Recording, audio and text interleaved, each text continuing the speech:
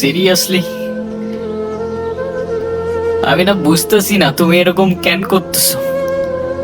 আচ্ছা তুমি আমাকে বলো, বিএসসির জন্য আমার কানাডাতে স্কলারশিপ সহ সবকিছু রেডি ছিল। তুমি বললে এখন গেলে নাকি আমি তোমাকে হারাবো, তোমাকে অন্য কোনো ছেলের সাথে বিয়ে দিয়ে দিবে। ওকে ফাইন, আমি সবকিছু ক্যান্সেল করলাম। তারপর তুমি বললা তোমার বাবা বলছে যে বেকার কোনো ছেলের সাথে বিয়ে দিবে না। আমি সবকিছু ছেড়ে আমার বাবার বিজনেসে বসা শুরু করলাম, যেটাই আমার এতটুকু ইন্টারেস্ট ছিল না। আমি আমার সব ইচ্ছা ছেড়ে তোমার জন্য পারফেক্ট হওয়ার চেষ্টা করলাম। তারপরও কিসের কমতি থেকে গেল যে তুমি আজকে এঙ্গেজমেন্ট রিংটা ফেরত দিয়ে দিচ্ছ? আরে আমাকে কারণটা তো বলো অ্যাটলিস্ট।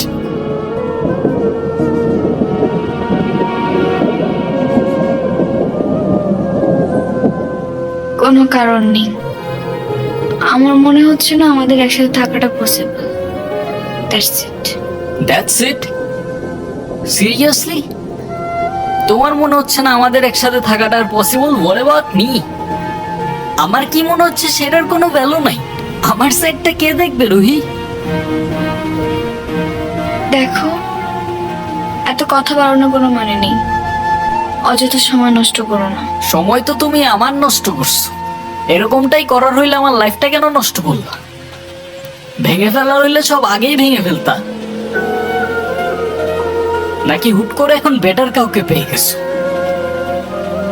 তোমার যা ভাবার তুমি তাই ভাবতে পারো, আমার কোনো প্রবলেম নেই। আরে প্রবলেম তোমার থাকবে কেন?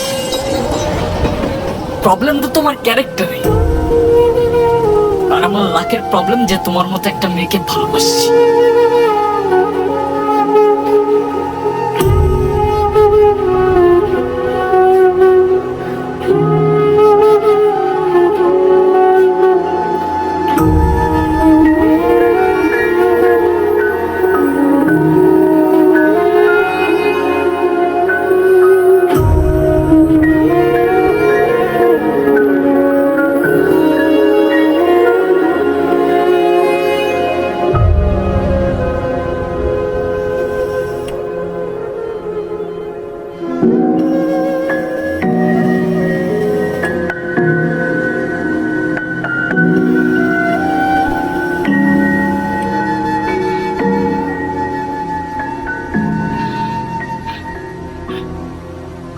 বাবা,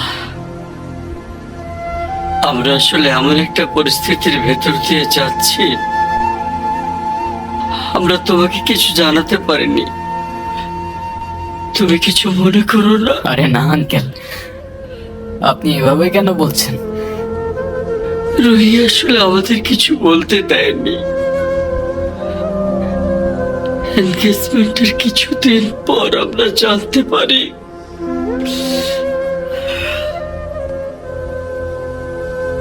ওর লাং ক্যান্সার।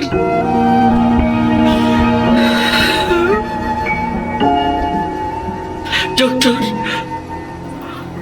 আপনারা একজনের বেশি ভিতরে না যাওয়াটাই বেটার। ওর এখন কি অবস্থা? এখন ঘুমাচ্ছে। ফারুক সাহেব, আপনি একটু এদিকে আসুন।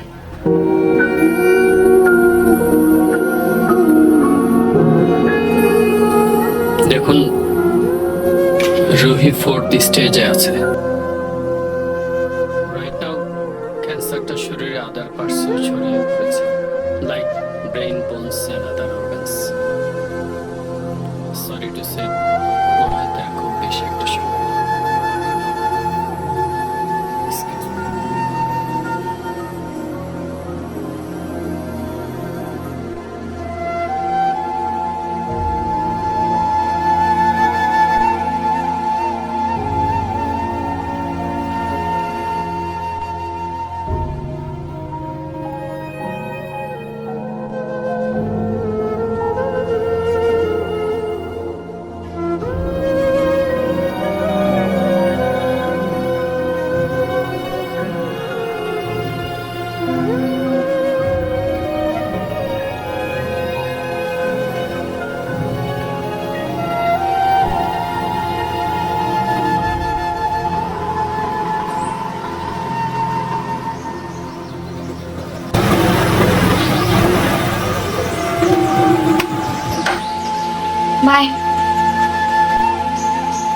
ওই হ্যাঁ, 1.5 বছর হয়ে গেছে। কিসের? প্রতিদিন তোমার এখান থেকে ভার্সিটিতে নিয়ে যাই, আবার এনে ড্রপ করি। হ্যাঁ তো, আমি কি রাইড শেয়ার করি? না। তাইলে তেলের টাকা তুমি দাও। না, কেন লাগবে, দিব। মারবো একটা। আচ্ছা, তোমার কি আমার এফোর্টস গুলো চোখে পড়ে না নাকি? হুম,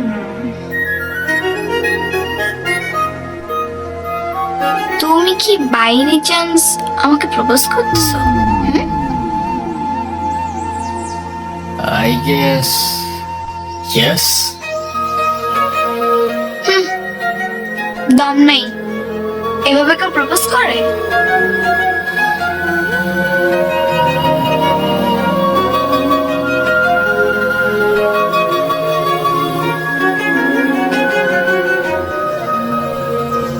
কত করে?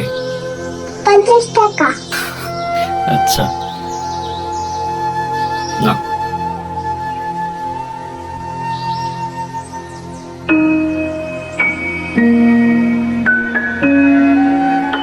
দেখো, প্রপোজ করায় না তো আমার এক্সপিরিয়েন্স আছে, আর না বলতে পারি কবিদের মতো শের বা শায়েরি।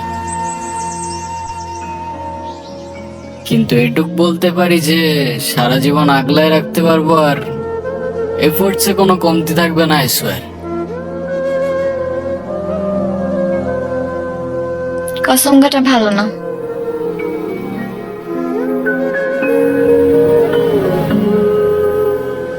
কাঠগোলাপ আমার পছন্দ, তাই নিচ্ছি। আর তোমার ব্যাপারটা আমি ভেবে দেখবো। By. I'll take that as a yes.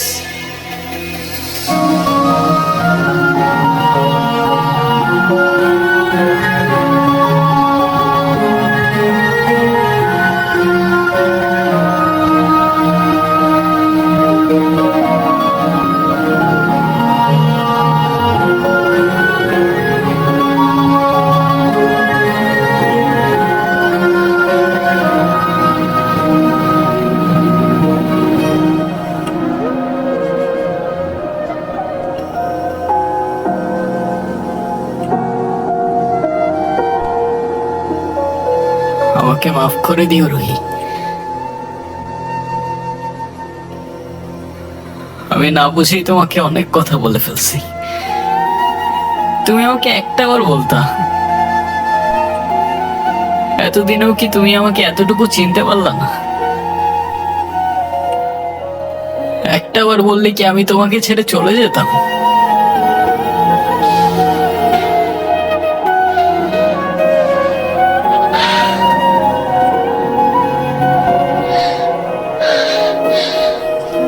তুমি আমাকে ছেড়ে যাবে না বলেই তো আমি তোমাকে বলিনি।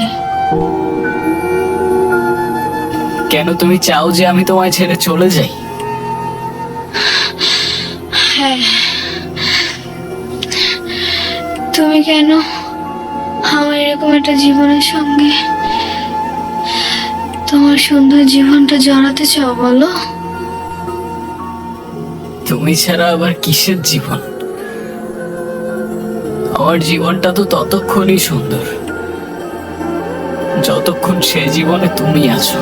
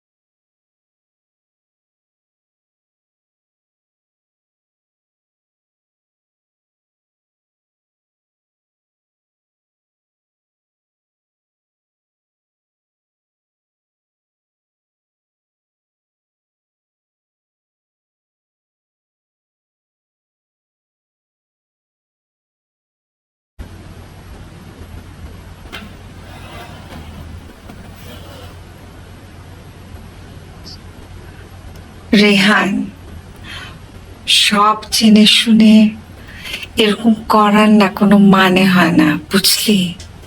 আমি তোকে যেটা বলছি সেটা তোর ভালোর জন্য বাবা। এমন কিছু করিস না যাতে তোর জীবনটাই নষ্ট হয়ে যায়। মা, আমি ওকে ভালোবাসি, প্লিজ একটু বুঝে কথা বলো। আমি তো বুঝলাম তুই ভালোবাসিস, কিন্তু বিয়ে ভালোবাসার জন্য নিজের ভবিষ্যৎটা নষ্ট করে দিবি?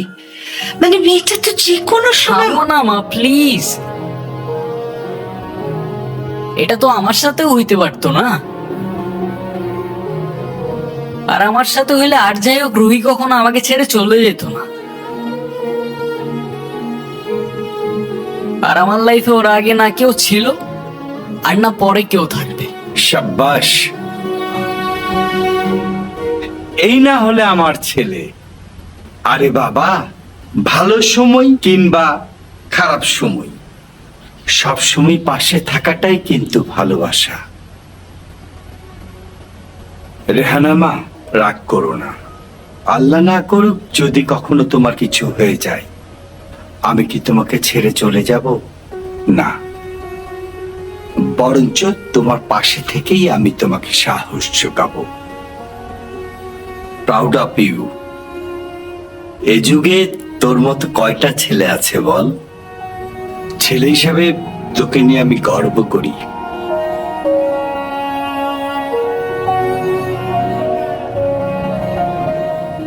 আমার কথা রাগ করিস না। না মা, রাগ করি নাই।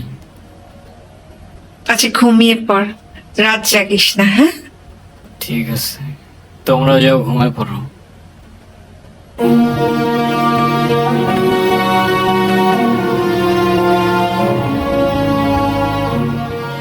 কিরে বাবা, মন খারাপ? না, মন খারাপ করিস না, দেখবি সময়ের সাথে সাথে সবকিছু ঠিক হয়ে যাবে। শুয়ে পড়ায়, আমি আসি।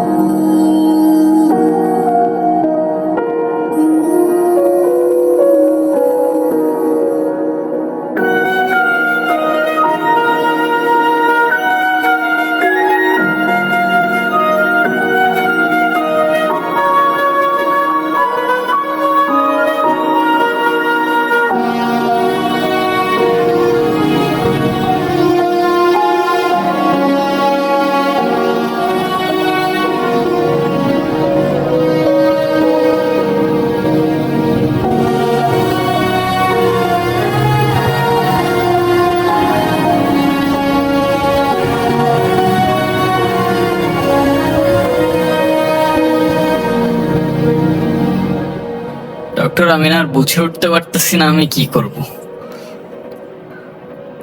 ওর জন্য কি আর কিছুই করার নাই? আপনি আপনি আমাকে বলেন, যত টাকাই লাগুক আমি ম্যানেজ করব। দেখুন, আমরা তো কম চেষ্টা করিনি। টাকা দিয়ে সব সময় সবকিছু হয় না।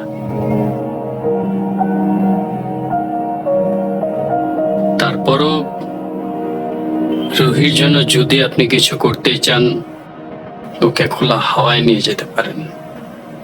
ওর মনের যদি কোনো ইচ্ছা থাকে সেগুলো পূরণ করতে পারেন। ওর মন যতটা ভালো করছি। অযথা নয়তো কি, আমি আর কদিন এভাবে বাঁচবো? আমরা কে, কতদিন আর কতক্ষণ বাঁচবো সেটা কি আসলেই আমরা জানি রহি? হিসেব করে লাভ কি বলো? যতক্ষণ নিঃশ্বাস আছে ততক্ষণ না হয় সেই মুহূর্তগুলোকে ঘিরেই বেঁচে থাকি। আজকে আছি, কালকে তো নাও থাকতে পারি, বলো? শুধু শুধু মায়াটা কেন বাড়াচ্ছ? মায়া বাড়ালে যে কষ্টটাও বাড়ে। হুম, তাহলে তো খুব চিন্তার বিষয়। দাঁড়াও, এক্ষুনি তোমার মন ভালো করে দিচ্ছি।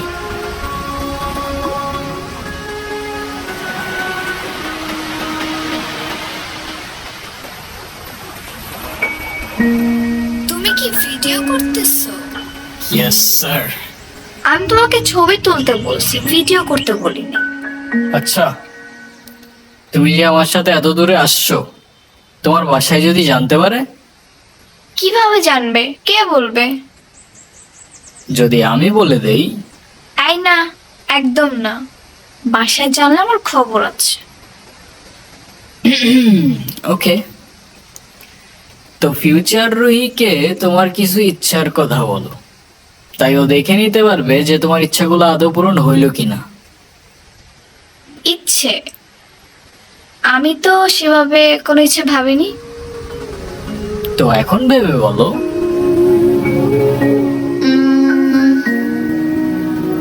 আচ্ছা, কোনো এক বিকেলে আমি তোমার সঙ্গে সমুদ্র দেখব, ওকে, আর? আর সে সমুদ্রের পাড়ে দুজন মিলে সন্ধ্যাবেলা ফানুস উড়াবো। আচ্ছা, কারণ সমুদ্র আমার অনেক প্রিয়। তুমি আমি অনেক ঘুরবো, অনেক মজা করবো।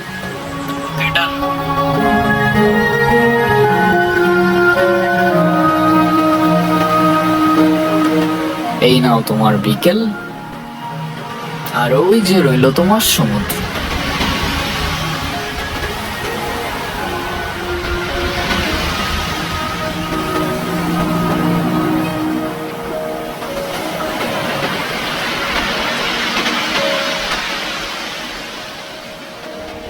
চোখ বন্ধ করো।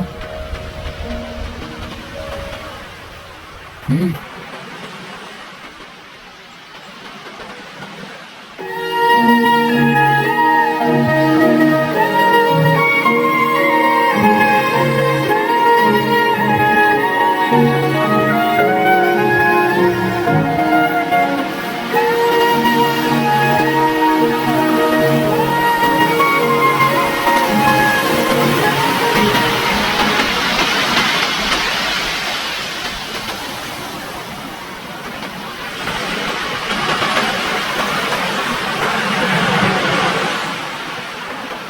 কি? তো বলো, আর কি বাকি রইলো? আর কিছু বাকি নেই। Wrong answer. আছে তো। তো ফিউচার রুহিকে জানানোর মতো আর কোনো ইচ্ছে? না, আর তো তেমন কিছু মনে পড়ছে না। বুঝছো, যেটুক চাবা ওইটুকুই কিন্তু পাবা। পরের বার বললো না আমি জিজ্ঞাসা করি নাই। আচ্ছা ওয়েট, আমরা ফানুস উড়ানোর পর ক্যান্ডেল লাইট ডিনার করব। সাথে থাকবে সমুদ্রের ঢেউ, আর বাতাসে থাকবে কাঠগোলাপের সুবাস। কেমন হবে? নিজের দোষে নিজেই ফাঁসলাম মনে হচ্ছে। আচ্ছা, তো ফিউচার রুহি শুনতে পাচ্ছ? তোমার ইচ্ছাগুলো পূরণ হইল কিনা? জিতলে এটা বোঝানো যায় যে আমার জীবনে না তোমার আগে কেউ ছিল, আর না পরে কেউ থাকবে। এতটা ভালোবাসো আমায়?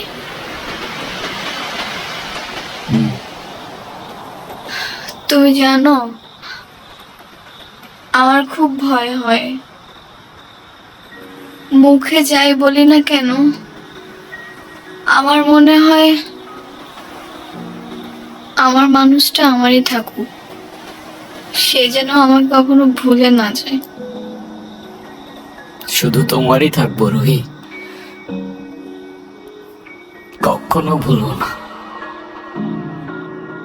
আমি অনেক লাকি যে তোমার মতো একটা মানুষ আমার লাইফে আসছে। আমার সব স্বপ্ন পূরণ হয়ে গেল। এই কিছু মুহূর্তে মনে হচ্ছে 1000 বছর বেঁচে থাকার স্বাদ পেয়ে গেলাম। আমার আর কোনো আফসোস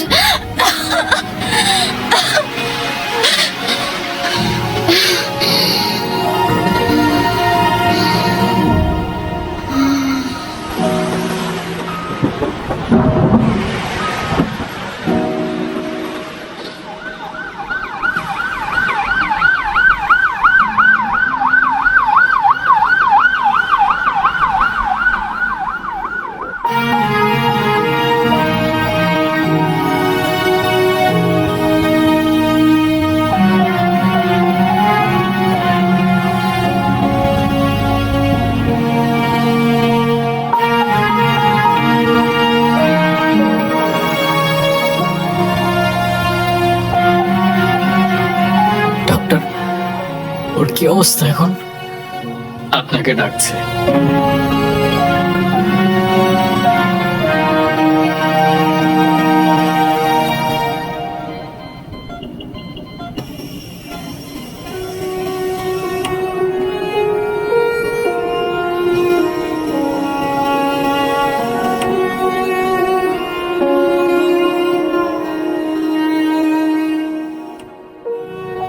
কি ব্যাপার, তুমি কাঁদতেছো কেন? আরে আমি আছি তো। আরে না, কই কাচ্ছি না তো। কাজী ডাকছো? সবাই আসছে? হ্যাঁ, আসছে তো। ডাকো সবাইকে। মা,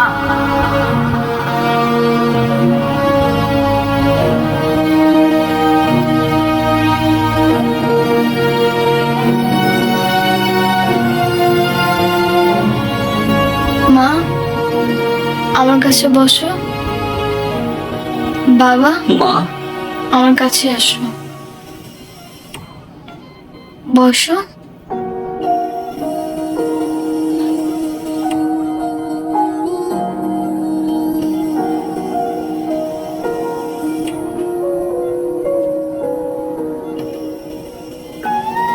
রেডি?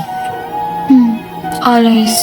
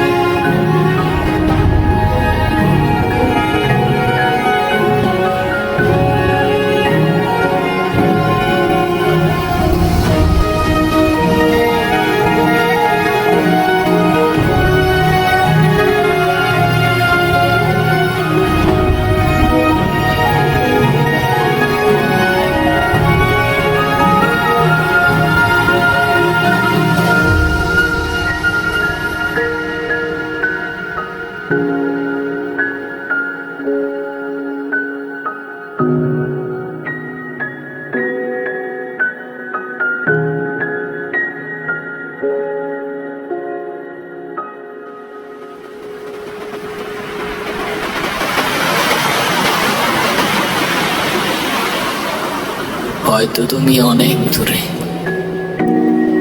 তোমায় আর দেখা যায় না, স্পর্শ করা যায় না, তবে অনুভব করা যায়। অনুভব করা যায় তোমার নিঃশ্বাস, অনুভব করা যায় তোমার চোখের জল। পরে রেখো আমি আসবো মেঘের উপর পঙ্খিরাজে জোরে, কাঠ গোলাপের সুবাস নিয়ে 7 সাগর 13 নদীর পরে। সে যেন ভোলে না মরে, সে যেন ভোলে না মরে।